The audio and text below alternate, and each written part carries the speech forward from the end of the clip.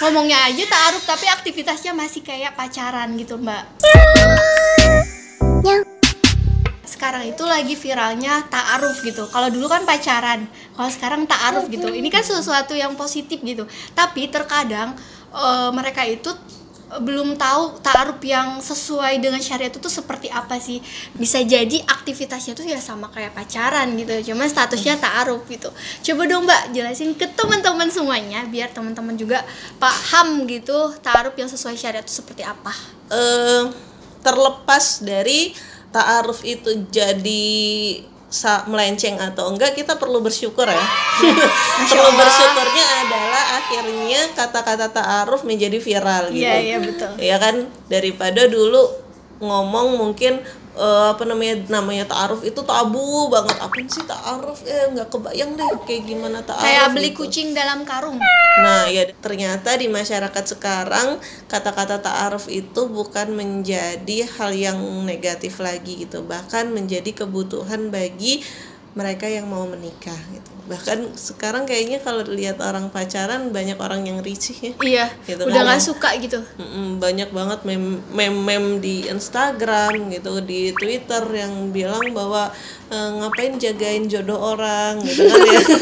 Tapi ada juga loh Mbak, pacaran sama siapa nikah sama siapa. Nah gitu. iya kayak gitu kan. Terus akhirnya jadilah si ta'aruf ini viral, bahwa pokoknya banyak masyarakat atau muda-mudi saat ini yang menyimpulkan bahwa mendingan ta'aruf aja deh gitu daripada lama-lama pacaran, akhirnya juga bubar-bubar juga, banyak mudarat, banyak dosanya, ruginya gitu kan ya. Kalau di akhirat kan dosanya, tapi mungkin mereka melihat secara duniawi juga rugi gitu. Betul. Kan ya, udah keluar uang banyak, nikahnya nggak sama dia gitu, atau udah mondar-mandir ke sana nikahnya nggak sama dia.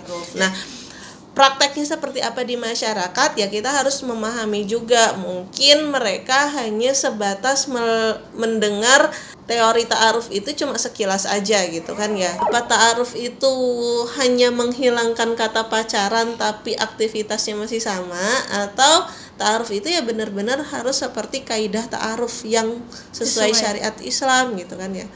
Kalau ta'aruf dalam sesuai syariat Islam kan memang mengenal gitu kan ya. Nah mengenal itu kan nggak perlu yang chattingan sampai kamu udah makan apa belum gitu. Orang mengenal kan nggak perlu sampai kayak gitu kan ya. Orang mengenal itu ya bertanya tentang visi pernikahan, bertanya tentang kebutuhan yang akan dijalani setelah menikah nanti seperti apa, misalnya kebiasaan kamu atau kegiatan kamu selama ini apa aja, nanti setelah menikah mau tetap berkegiatan seperti itu atau enggak, atau misalnya nanya kebutuhan kamu, misalnya seperti make up, seperti kebutuhan sabun, kebutuhan belanja baju, skincare itu seberapa, nanti si pasangan bisa menerima atau enggak. Itu kan tahapan-tahapan ta'aruf gitu. Dan itu yang diperbolehkan di dalam ta'aruf gitu. Bukan yang tiap hari nanyain kamu udah sholat apa belum, ya kan? Kamu udah baca Al-Quran apa belum? Ya, itu mah modus cuma ingin gombal-gombalan aja kayak gitu. Itu yang nggak perlu atau yang nggak boleh di dalam ta'aruf. Jadi sebenarnya ya itu tadi aja, kita harus benar-benar mendefinisikan ta'aruf itu sesuai syariat Islam gitu, dan kita harus mempraktekannya juga sesuai syariat Islam. Makanya kenapa ta'aruf itu jangan cuma berdua aja gitu, harus ada perantaranya biar bisa mengontrol si calon mempelai ini tadi. Kalau nggak ada perantaranya ya bablas, bisa kebablasan, karena setan kan akan menggoda pada dua pasangan yang sedang akan menikah gitu. Betul. Jadi penting banget ada perantara gitu. Terus tadi kalau ada yang mau ditanyakan, seperlunya aja, jangan dilebih-lebihkan. Iya, makanya yang nggak perlu dalam tahap pengenalan itu mending di skip aja, nggak usah. Gitu teman-teman, biar mencapai pernikahan yang barokah. Betul. Kan pernikahannya nanti tujuannya mau ibadah. Kalau diawali dengan maksiat nanti ya gimana kan, merusak. Betul, Jadinya betul. merusak kaidah. Masya Allah. Harus dicatat nih teman-teman. Harus diputar terus. Kajian sebelum menikah. Mbak, sebelumnya aku mau tanya nih, gimana perasaannya nih diundang sama Kim Epoy? Oh, Masya Allah, senang sekali. Gimana nih studionya? Ini tuh kantor aku sebelumnya gitu. Jadi aku tuh salah satu tim kreatif hijab Alila gitu. Jadi sangat mes ya. Banyak perubahan ya. Alhamdulillah, ternyata tim kreatif semakin kreatif ya. Semakin kreatif. Itu ya teman-teman. Nah, boleh nih Mbak buat para jomblowers yang dia tuh umurnya udah tua tapi udah nggak sabar gitu pengen nikah gitu, udah kebelet gitu. Tua itu kayak gimana, udah bongkok gitu ya. Iya juga ya, enggak gitu, kayak tua tuh kayak misalnya umurnya udah 29, udah mau kepala tiga tuh kepalanya. Kayak udah kepala udah 3 tua ya, tapi udah gelisah banget gitu. Gimana tuh cara ngalihinnya biar kita tuh semakin semangat, bermanfaat gitu? Silakan. Ya, manusiawi lah merasa bahwa kok jodoh aku mau telat ya gitu. Jadi kenapa dia merasa telat? Karena kebanyakan orang nikah di umur ya 20-an segala macam. Sebenarnya sih nggak ada ya jodoh telat atau gimana gitu. Karena memang tulisan jodoh dia datang itu ya udah ada gitu di catatannya Allah gitu. Jadi kalau kita ngomong telat itu berarti ya masa takdir Allah telat, kan iya nggak sih, mungkin, betul. gitu kan ya. Jadi sebenarnya sih nggak ada jodoh yang telat, itu cuma persepsi kita aja yang mengatakan telat atau kecepetan, nikah muda, nikah tua, nikah sedang, itu cuma persepsi kita aja, atau itu cuma omongan masyarakat. Sebenarnya itu ya nikah, mau nikahnya di umur 40-an, 50-an, di 19, di 18, ya itu memang sesuai takdirnya masing-masing gitu.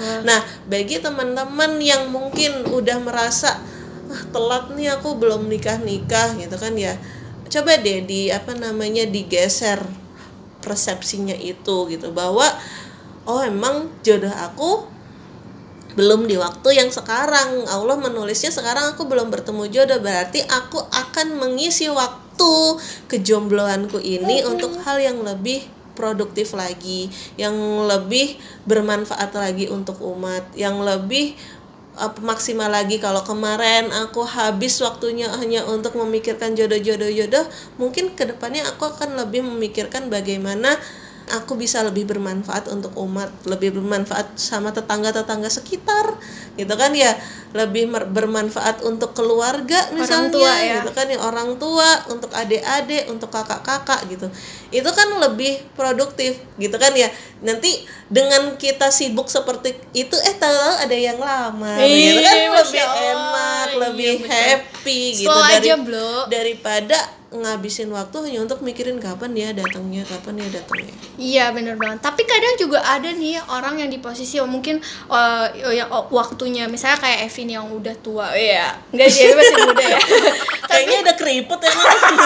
Tapi ada juga yang tetangga orang-orang kita, kapan sih nikah gitu. Suka ada pertanyaan kayak gitu. Aduh, kasihan tuh teman-teman kamu udah pada nikah, tinggal kamu doang yang belum gitu. Kayak gitu tuh gimana, Mbak? Ya. Jadi lebih baik kita tunjukin prestasi kita gitu kan ya, menunjukkan prestasi kita biar orang itu juga enggak yang fokusnya sama kejombloan kita gitu, tapi fokus sama prestasi kita gitu loh. Iya, betul. Gitu. Jadi jangan ngeliatin ngenes banget gitu loh.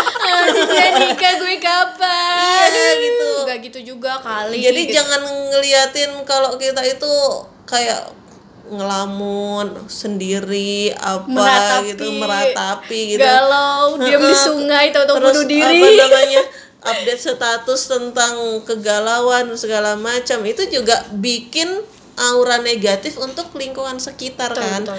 Nah, lebih baik kita produktivitas aja, berkarya gitu kan ya, memantaskan diri sampai nanti akhirnya jodoh itu datang. Jadi kalaupun kita udah berkarya masih ada suara-suara sumbang yang kayak gitu, ya udah gitu. Kalau kita masih kepikiran sama suara sumbang berarti aktivitas kita kurang sibuk gitu sih. Iya, Kalau bener aku bilang sih kayak gitu. Iya. Kalau aktivitas kita udah sibuk, kita udah nggak kepikiran lagi, udah nggak kedengeran lagi suara-suara sumbang walaupun ada gitu loh. Jadi lebih baik sibukin diri aja lah untuk ibadah, untuk umat, untuk diri sendiri gitu. Masya Allah, terima kasih banyak. Luar biasa banget. Mbak Nindi tuh keren banget, sangat inspiratif banget. Biar teman-teman juga merubah sudut pandang yang sempit menjadi luas gitu. Karena kadang kenapa kita sering ngeluh, kenapa kita sering galau, itu karena pemikiran kita yang sempit. Informasi yang kita dapetin ya ngelihat orang yang nikah. Padahal sebenarnya ada hal yang lebih penting, yaitu kita mikirin orang lain gitu, nyibukin diri ke hal-hal yang bermanfaat. Kalau dari aku sih tambahannya adalah urusin niat. Kadang kalau misalnya kita hijrah tapi karena niatnya pengen jodoh, ya dapatnya kayak udah sih gitu. Tapi kalau kita hijrah kemudian kita pengen caranya ta'aruf sesuai dengan syariat, terus lurusin niat aja karena Allah, karena kedekatan kita sih yang lebih penting sama Allah, bukan dipertemukannya dengan si doi gitu ya. Soalnya ketika kita nanti udah dipertemukan sama jodoh kita akan tetap meningkatkan keimanan kita kan ya kepada Allah ya Mbak ya. Tetap istiqomah. Itu harus tetap istiqomah gitu teman-teman. Slow aja belum. Slow aja belum. Itu salah satu hashtagnya hijab. Iya, kita sekarang akan tema itu lagi Mbak. Oh gitu. Iya, biar teman-teman semua tuh pada nggak gelisah gitu, tetap bermanfaat, produktif dan juga menginspirasi gitu. Amin. Ayo dong teman-teman, harus bangkit, jangan galau terus. Oke. Karena podcast kita sekarang udah selesai. Udah selesai nih ya? Udah Mbak. Alhamdulillah, makasih banyak Mbak sudah datang. Pertanyaannya Evi cukup menguras otak ya. karena mohon maaf ya kalau nggak jelas. Tapi luar biasa loh Mbak Nindi nih. Padahal sebenarnya pertanyaannya itu dadakan, baru disiapin barusan banget. Karena ya ini Mbak Nindi berdasarkan pengalaman Mbak Nindi ya, luar biasa. Iya, aku ya jawab sesuai dengan apa yang aku rasain, yang aku lihat aja sih, sama nasihat-nasihat dari guru pastinya gitu. Iya, jadi teman-teman kalau mau punya referensi yang lebih bagus, punya aktivitas yang bagus, ya kita juga harus banyakin belajar. Betul. Kayak Evi nih. Evi nih banyakin belajar, banyakin ketemu guru, banyakin baca gitu kan ya. Tapi dengerin nasihatin dengerin nasihat guru.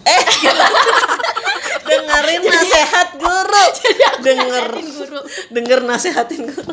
Makasih dengerin Mbak nasihat guru. Tapi Pi juga banyak kekurangan kok, banyak belajar. Ya bahkan namanya juga manusia. Iya, namanya manusia bukan malaikat. Bahkan Pi juga banyak belajar dari kesalahan-kesalahan yang lama gitu. Ya intinya kita harus selalu berhijrah, lurus, minta perlindungan sama Allah dan minta nasihat dari guru-guru kita. Oke. Oh ya teman-teman, ngomong-ngomong, aku tuh sekarang lagi pakai gamis Madinah. Promosi dikit ya. Aku juga. Iya, di kita kompakan Mbak. Ya, jadi pakai gamis terbaru hijab Alila. Kayak kayak ringan-ringan gitu loh. Iya. Jadi kayak nggak pakai gamis. Biasanya gamis kan kayak nggak pakai gamis. Nggak masalah.